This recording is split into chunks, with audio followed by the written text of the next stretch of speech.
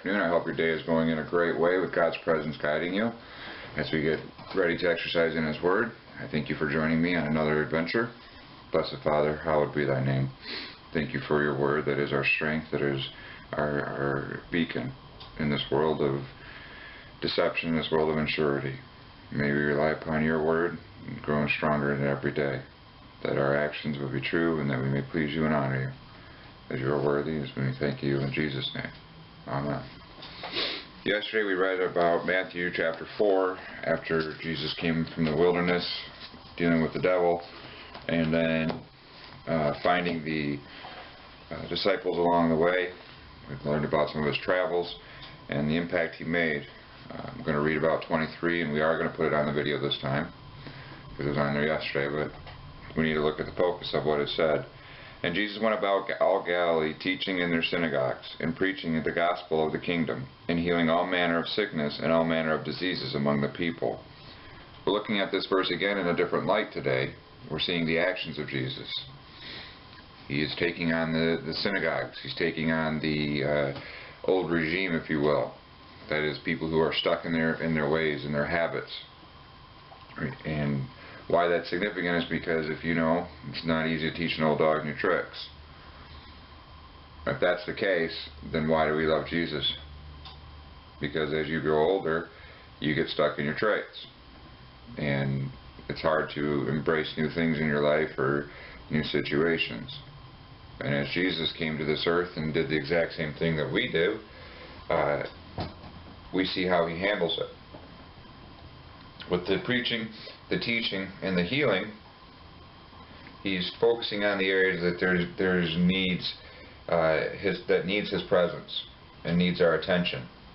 If we think we're safe in our synagogues, we think we're safe in our faith and our way of life, if we think we're whole when we're not, if we think a lot of things, Jesus is bringing to light the areas of concerns for him.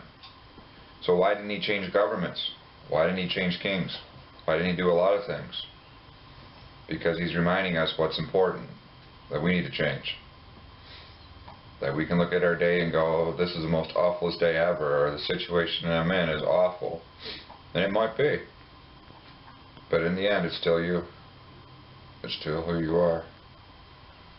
And if who you are isn't to what Jesus is wanting you or calling you to be, who do you really think you're pleasing? 24 says, and his fame went throughout all Syria, and they brought to him all sick people that were taken with diverse diseases and torments, and those which were possessed with devils, and those which were lunatic. I'd probably be that one.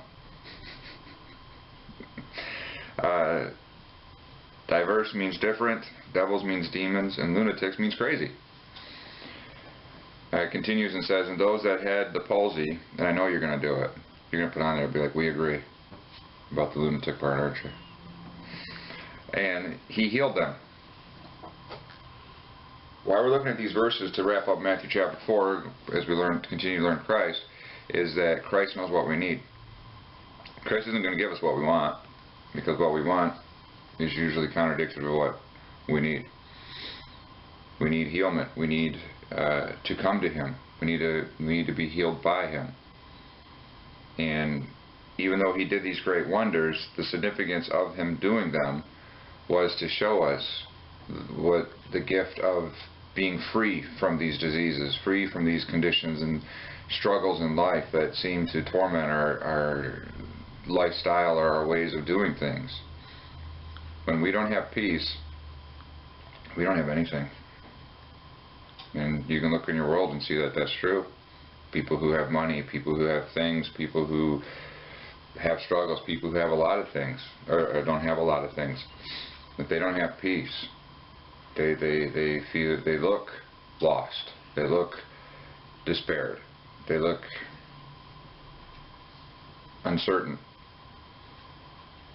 Jesus is the beacon. So if we learn anything today, I hope we learn that he is a beacon of knowledge, of resources, of beneficialness.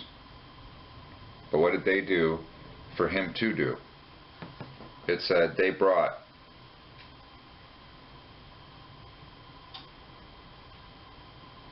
And those which were, and those that had, they came to him.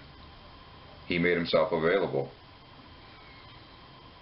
And as much as we think we go to him, embracing that availability of his, however we do it in our relationships on this earth is the exact same we're going to do it the way we're going to do it in our relationships with Christ. If it's not completely, if it's not entirely, then it's not significant. Because if there's areas of our life that we're holding back from him, we're telling him he's not good enough. We're telling him he's not worthy. If you're in a relationship with somebody, whether you're dating or whether you're married, and you let them into 99.99999%, and there's 1% you leave them out of because it's just who you are, or because it's a way to protect yourself, or whatever reason or motivation you may have, you haven't completely let them in. What kind of relationship are you in? They're in a relationship you want to be in. Just don't delude yourself. To be involved, you have to be everything. Or just brave up and be nothing. Walking some kind of fence or some kind of wire line, high wire line, isn't going to get you anywhere except for down. So he healed them because they came to him. 25 says, and there followed him great multitudes of people from Galilee, and from Decapolis, and from Jerusalem, and from Judea, and from beyond Jordan. What's interesting is the words "froms" are italicized in this verse. And the significance is that to follow him, not only did they have to leave what they knew, but they had to embrace something new than what they knew. The ways of their kindred and their people. Ways that, areas that aren't normally known to do that.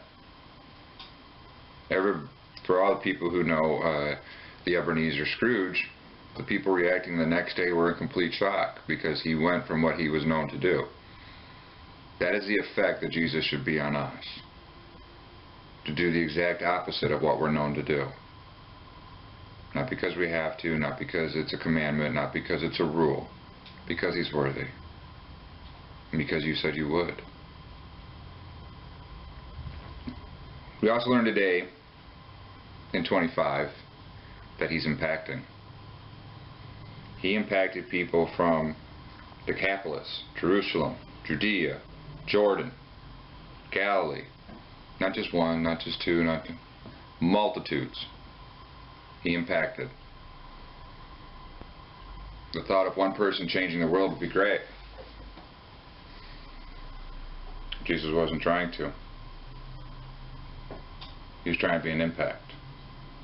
And I hope in these short verses today you were empowered to be an impact as well.